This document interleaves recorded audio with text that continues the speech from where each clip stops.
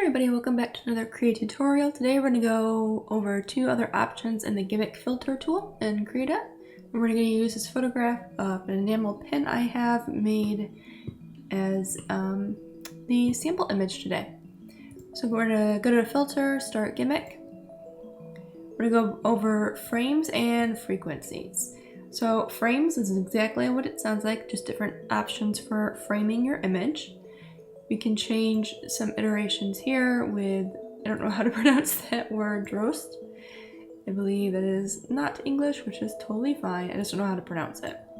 We got some control points here to change how this frame would look, so we can get some cool perspective out of it. Maybe you're trying to match something already, or just, I don't know, have some fun with it. So you can change the coordinates of each point here either manually by clicking on and dragging it, or by doing exact point or positions here. You can change the angle as well of the actual image itself within the frame. We can zoom into it, we can zoom out. That looks pretty cool. So we have a lot of little pumpkin pins here. There we go. You can change the mirror type and which axis it would be on. You can change the drawing mode, which I'm not super clear on. I believe it's how it's placed within the frame. So if I do below, it's not there. So if I do behind, it's behind the frame. You have a boundary. That looks fun. And then mirror. So mirror is just duplicating it. So we can do transparent, so everything around it's transparent. Nearest. So it's taking like the pixel information from the edge of the photograph and just expanding on that. Periodic looks similar to mirror. We'll just keep it at nearest.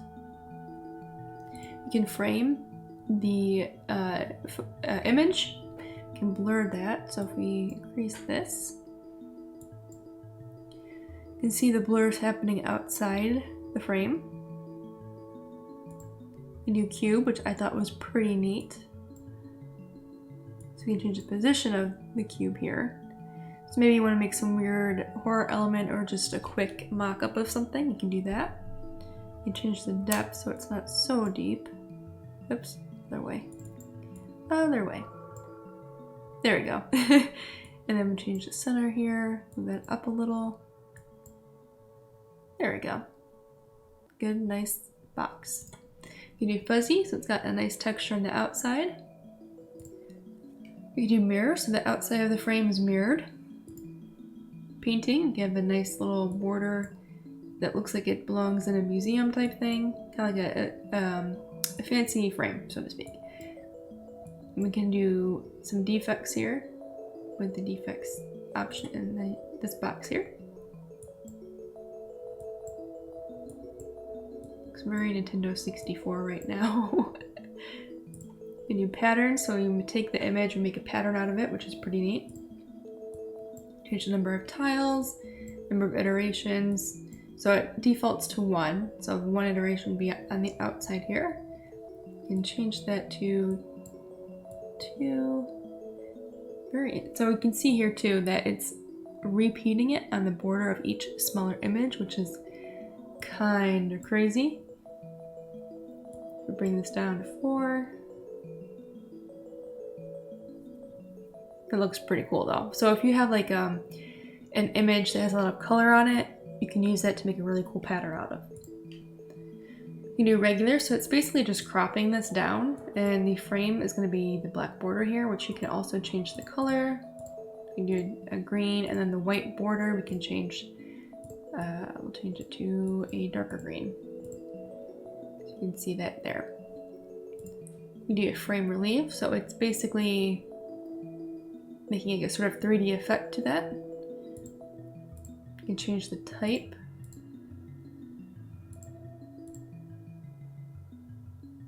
You can do just a regular round frame. Let's see, change the radius. There we go. So So you have some nice rounded borders.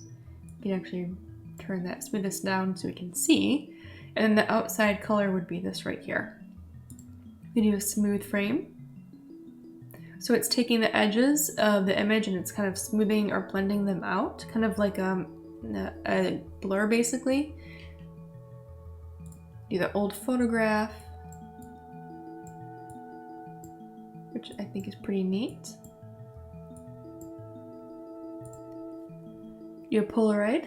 So if you're younger, there used to be cameras you could basically make instant prints, or not prints, but instant pictures you could hold out of, and those were Polaroids, and they always had a white bottom so you could hold it and shake it to dry it off. And then later you could actually write on here with like a pen or Sharpie or something of like, oh, this is from this date at this location or something. They're pretty cool to have like quick memories out of without going to the drugstore to get all of your pictures processed off a disposable camera. But you can go ahead and change that frame size. So maybe if your artwork needs something like this, or whatever it is, your project or something, you can make some fun stuff with that. You can make the bottom longer. You can actually remove it completely. You can increase the shadow. So if you really want some dramatic looks to it, you can do that there. It's a little much, but whatever. Tunnel. It looks like tunnel vision. It's like almost like a motion blur, but it's on a freeze frame. I'm gonna increase the depth just to see. That looks pretty cool though. So you can change the factors. If we reduce it, it should be, yeah, less of an effect. So you can actually see here, it's almost duplicating with a lower opacity and tile or layered upon another. So if we decrease the opacity, you get nothing. If we increase it, it's even more subtle. So we can do a very large factor. Oh.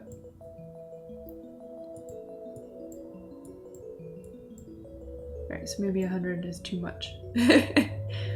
Actually, if we increase the depth, there we go. Almost kind of like a kaleidoscope, but not. And then vignette, which just adds a nice shadow around the edge of the picture. I want to say it's like a shadow box. It just looks nice. Kind of helps you focus in on the focal point of the image as well. Alright, so we're done with frames. Oh, we can change the color as well. Okay. That actually looks kind of cool. I'm going to actually darken that a little bit and add a little bit more green. Nope. A little bit more blue. Trying to get it to blend in with the background here. Might be too saturated. There we go. That looks pretty neat. Very cool. Alright, so frequencies. So this was kind of like a weird section. I don't know how the watermark actually works, but we'll go over that in a minute. So frequency here, it's like taking the frequency of the image, I think, of the, I want to say it's not the color information. I don't remember the terminology off the top of my head, but it's just making a really cool effect.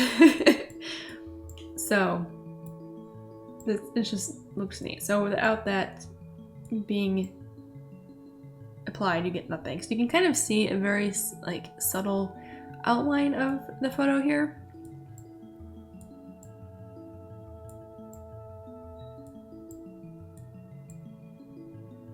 So with just the low frequency, we're just getting some really interesting artifacting. You can just affect certain channels. We'll just go for blue.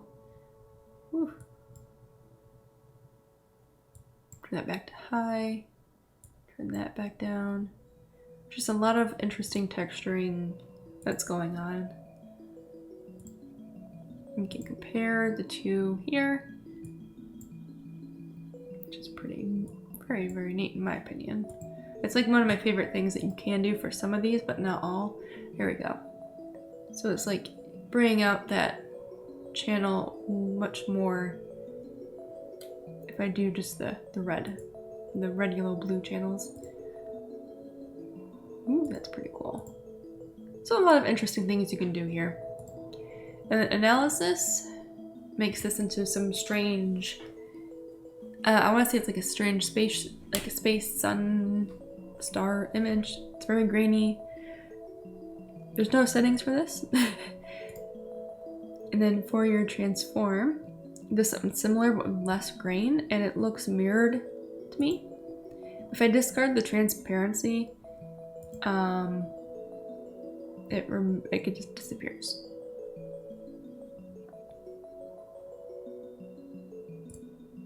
There's an old transform. So this one looked more grainy, so I'm wondering if they split up transform into the analysis and then the transform itself. And then there's watermark. So we already have a watermark filter under details, I think it was. Nope. Under degradations. There we go. So I did try to play with this, and it says to make the watermark visible afterwards, you have to use a Fourier analysis filter, but it didn't show up for me, and I don't know why. I'm gonna try it one more time to see if it works. If not, this might not be the right photo or use case for it. All right, let's try. Yeah, I'm not seeing anything here.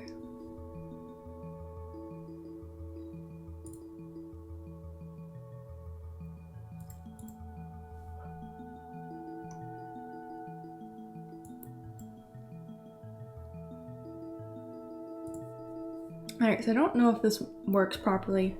I don't really know what other kind of image to test it on, but if you have used it and it has worked, let me know in the comments below, because I tried a couple things and it wasn't really showing up.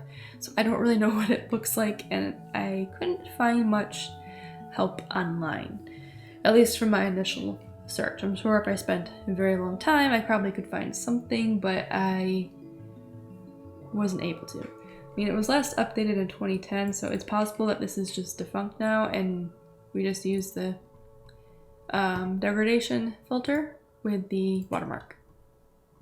So, but yeah, so that's pretty much it for the frames and frequencies. I would say frames is more useful out of the two categories, but they are fun to play with and just to see what you can get. I do like the vignette a lot, especially when you get to change the color. Let me make this a little darker. And desaturate that some more. There we go. I can't remember if this was a purple background or if this was a bluish gray black background, but I do like how that kind of brings out the color in the green here. So lots of really nice options for finishing touches with the frames and some crazy stuff with the frequencies. And that's pretty much it for this tutorial. It was a little shorter because there weren't as many options for the two categories, but I didn't want to like go too crazy with the like information by adding a third, because layers is going to be it's not too much, but I'd rather make that in a separate video. And we have tons of others to go through that I've briefly touched on my own time that I need to go back. The rendering is going to be my favorite one, and that's a huge category, so that might be its own video depending on, yeah, we'll make it its own video because patterns, there's a lot there. Alright, so if you have any questions about anything here, or if you would like me to go over something specific that I haven't already, or if you have any questions, let me know down in the comments. I'll do my best to answer them. And that's pretty much it. Thank you guys for watching this video. I hope you learned something. Make sure to like and subscribe so you don't miss out on the next one, and I will see you then.